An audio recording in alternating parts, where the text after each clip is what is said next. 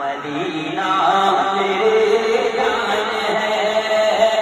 सारे लोग मिलकर अपने आका को याद करें और दोनों हाथों को उठाकर बैठे आप बैठे अब पढ़ता हूँ माशाअल्लाह उधर के लोग नहीं देख पा रहे जरा मिलकर हाथों को उठाकर पढ़ना मदीना मेरी जान है।